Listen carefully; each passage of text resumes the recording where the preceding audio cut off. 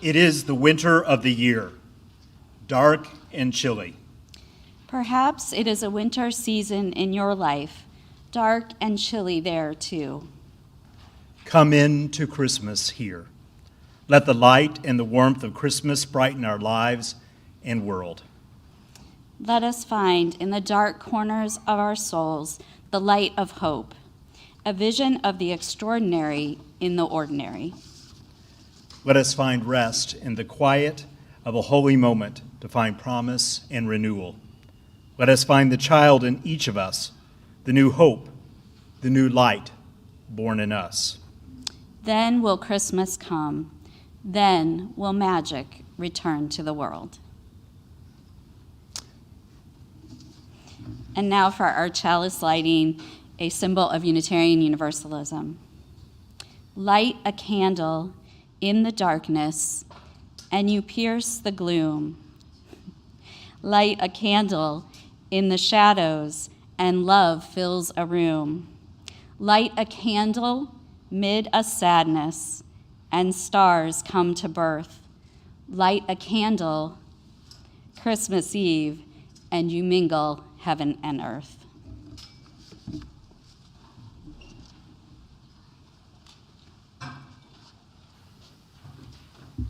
May we rise in all the ways that we do for our first carol.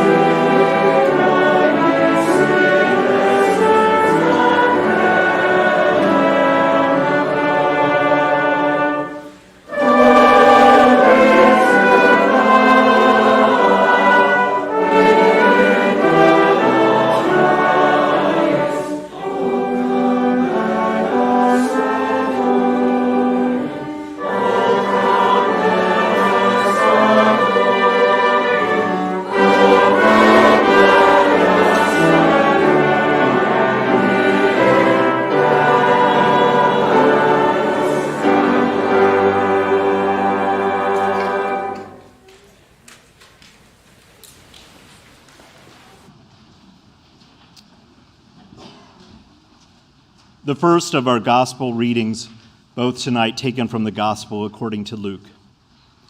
In those days, a decree went out from the Emperor Augustus that all the world should be registered. This was the first registration and was taken while Quirinius was governor of Syria. And everyone went to their own towns to be registered. Joseph also went from the town of Nazareth in Galilee to Judea, to the city of David called Bethlehem, because he was descended from the house and the family of David. He went to be registered with Mary, to whom he was engaged, and who was expecting a child. While they were there, the time came for her to deliver her child, and she gave birth to her firstborn son, and wrapped him in bands of cloth, and laid him in a manger, because there was no place for them in the inn. Here ends the first reading. Will you join us in What Child Is This?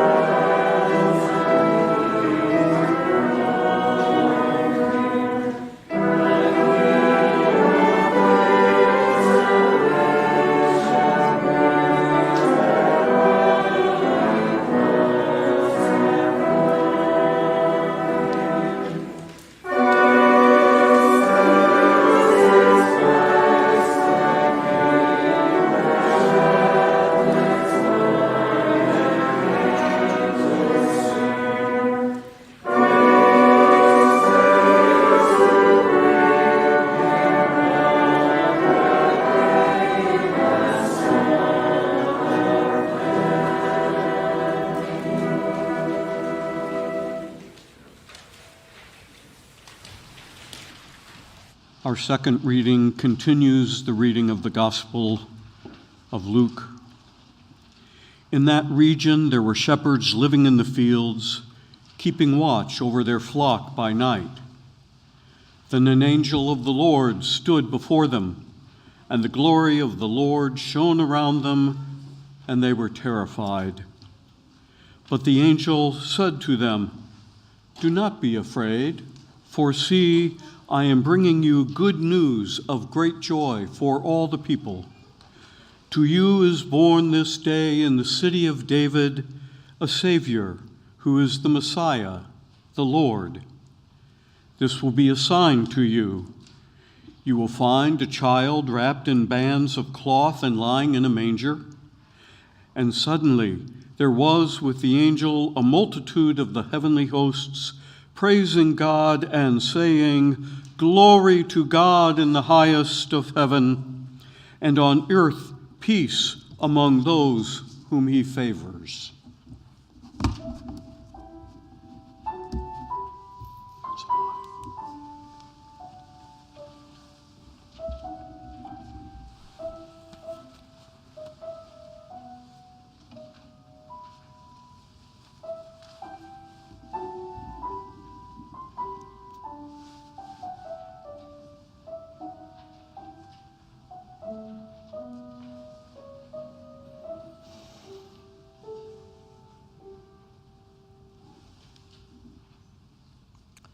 We move now into the time of the offering, and it is our tradition that the offering go to the minister's discretionary fund.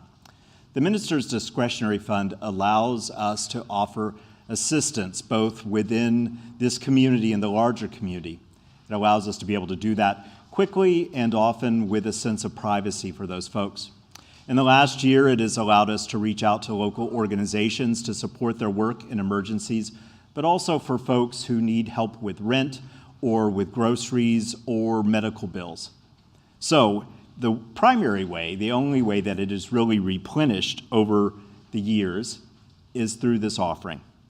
I invite you now to be generous so that throughout this next year, we may be generous to folks in need.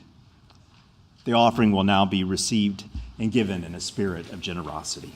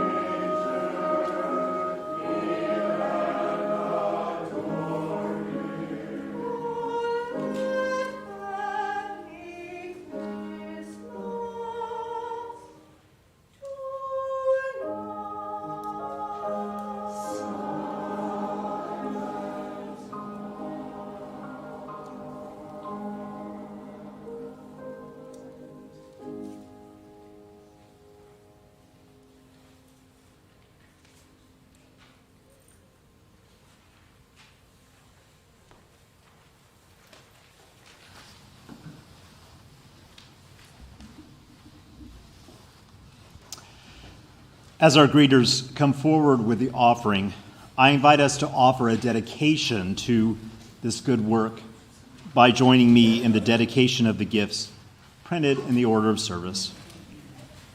As together we say, to the work of the church, which is weaving a tapestry of love and action, we dedicate our lives, and these our offerings.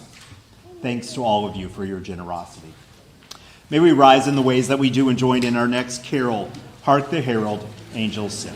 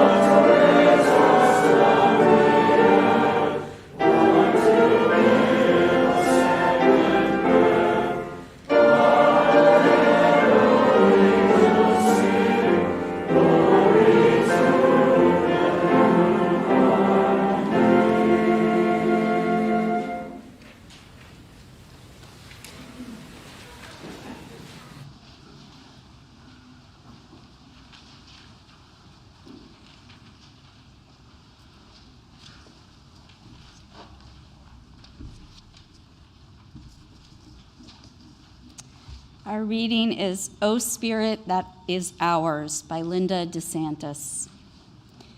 May all on whom this holy night descends be comforted and sustained. May justice and compassion burn in us as a flame that renews itself with each new day. May we never cease to be filled with awe and wonder, just as those who heard what the shepherd said wondered. May the story of one miraculous birth remind us of the miracle of our own births and the small miracles we encounter every day in our lives.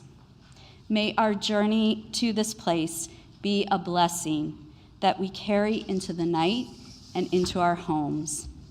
And if the angels never speak to us of signs from heaven, may we listen more closely to the whispers around us, for it is in each other that we may discover the glimmer of eternity.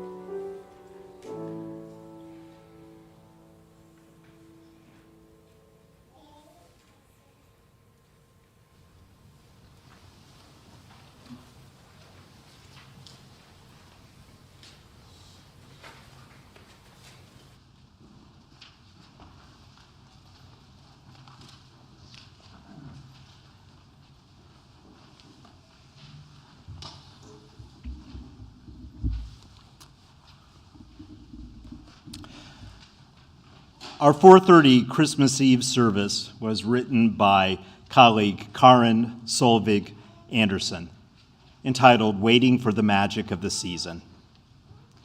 When I was a child, the day after Thanksgiving was steeped in ritual. Every year, my family would travel to Chicago for the holiday festivities. Our tour was always the same. We'd tromp up and down Michigan Avenue, admiring store windows with animated mechanical dolls that served as actors for the narrated holiday story. We would wait in line for 2 hours to sit under the 3-story tree at Marshall Fields and enjoy a formal lunch, and then sit on Santa's lap to discuss the finer points of our list, and then off to Berghoff for dinner. The day always held magic, in part because of my dime-laden mittens. In the morning, my dad would give me and my sister each a handful of dimes, which I kept in my mittens so that I could tinker with them as we made our way through the city, looking in anticipation for another one of those, the Salvation Army Christmas buckets. At almost every corner, familiar red cans awaited, and I marveled in watching my dimes swirl their way to the quarter-size slot and plunk in with the rest and other dime-size donations. And at the time, I knew nothing about Salvation Army theology, only that they worked for the homeless and the destitute. They became a symbol of generosity for the season, albeit bucket-sized. As an adult, I often felt an odd pull to ring the bell myself. One year, I gave in. I called the lieutenant at the local Salvation Army and asked enthusiastically if they were in need of help, and they were. So I was given 2 assignments, and I couldn't wait to get my hands on that little tinkly bell. The first assignment was a busy street corner with a bookstore and a coffee shop on either side. I rang my ding-a-lingy bell in 10-degree weather with glee, stamping my feet periodically to stay warm. My smart bucket swung slightly in the breeze. It was an experience just as I had hoped it would be. People asked me if I was warm enough. A couple even brought me coffee, and many smiled and simply wished me happy holidays as they passed. I marveled at the parade of dime donors and the familiar plunk of change that followed. The second assignment was at a mall just across from J.C. Penney's. Once again eager, I itched to start my ring-a-dinging. The lieutenant arrived to set up my bucket, and my hand reached for the bell. No bell. He explained, the mall owners have complained, no bell, only this. He handed me a sign. The sign was attached to a long dowel, and on top of the dowel, 2 pieces of paper were stapled together over the center of the stick. On one side read, ding, and on the other side read, dong. Instead of ringing, I had to flip a sign that read, ding, dong. My little bucket instantly lost its tingling. My enthusiasm waned. I flipped in silent motion. It seemed absurd, but I went to work. People pushed past each other, mired in that Christmas hubbub that leans towards frustration, not joy. Then they'd spot me. Their faces would contort, scrunching up into laughter, and I got that uncomfortable feeling that you get when people are embarrassed and are humoring you at the same time. They would often throw in some dimes and say happy holidays, barely able to stifle an awkward yet justifiable smirk. I found it hard not to feel like the sign was projecting my mental state to the mall community. For 4 hours, I flipped, the sign that is.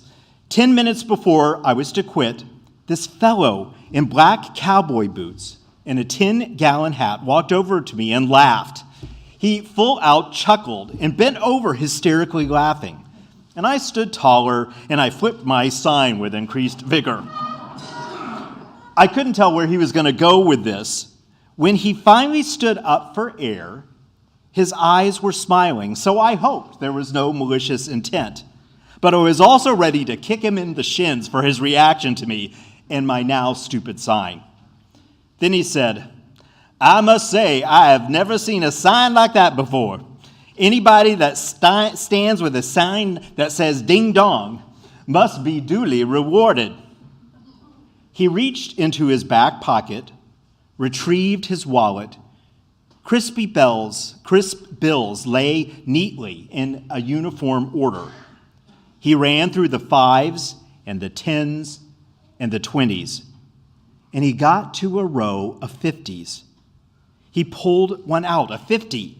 He neatly folded the bill and squeezed it into the bucket designed for coin donors. Nodding, he smiled right into my eyes and muttered, "Well, I never." And he continued on through the mall with laughter that hung captive on the air like lingering pipe smoke. I, on the other hand, began to turn that sign with a renewed vigor. I looked at each passerby with a new attitude, whether they snickered or smiled, donated or not. I felt strangely in awe of my ding-dong sign.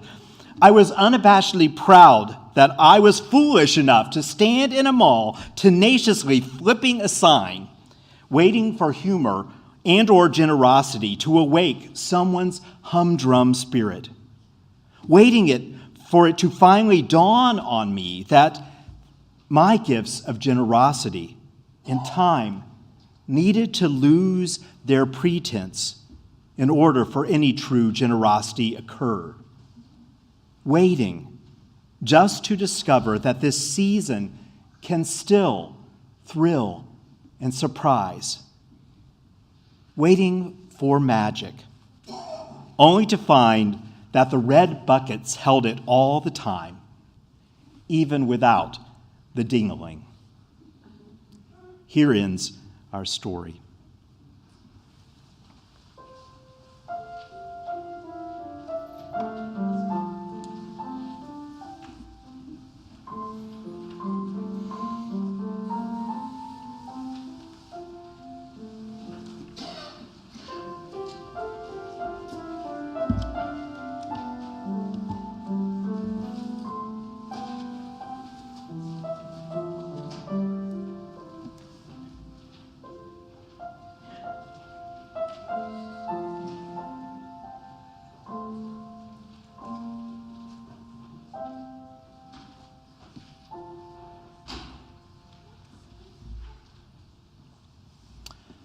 Certainly for many of us, one of the most memorable parts of a Christmas Eve service is the lighting of candles.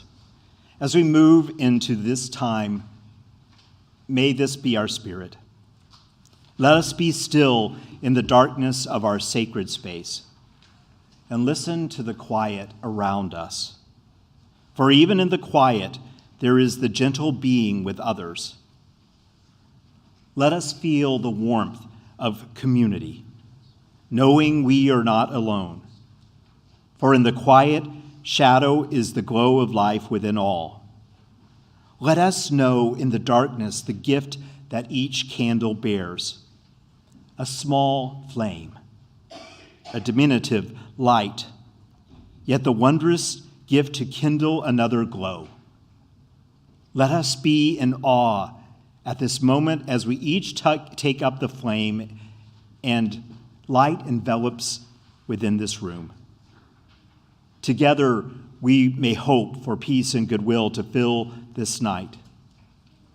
So in a moment, I will take the flame from the candle and I will begin the candle light through this sanctuary. Remember that it is a blessing on this night, as in all others, for you to tip your unlit candle toward the candle with the burning flame. As we share and spread the light, may we feel within ourselves a deep call to togetherness, hope, in that light that lives within and around us. may we now share the light as we join in Silent Night.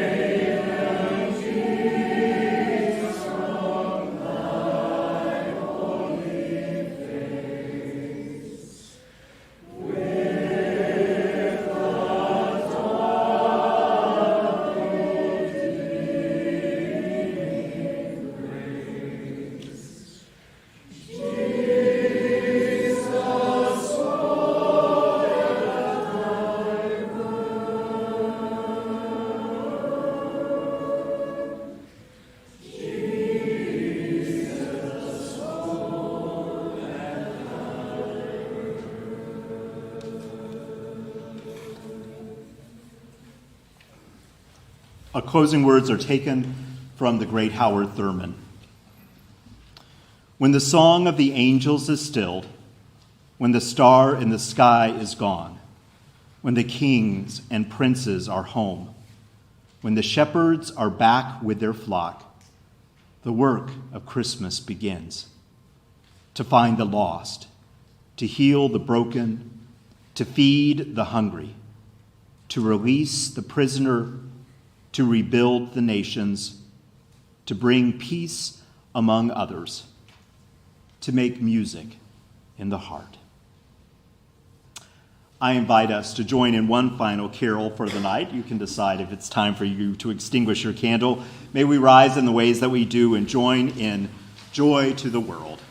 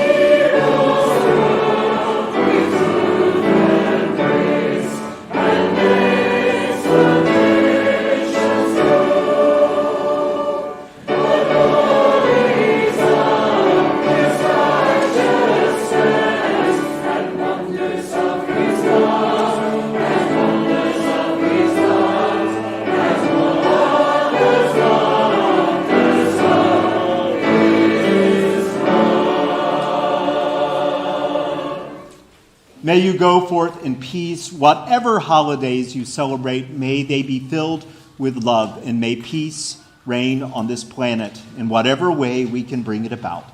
Go forth, stay warm,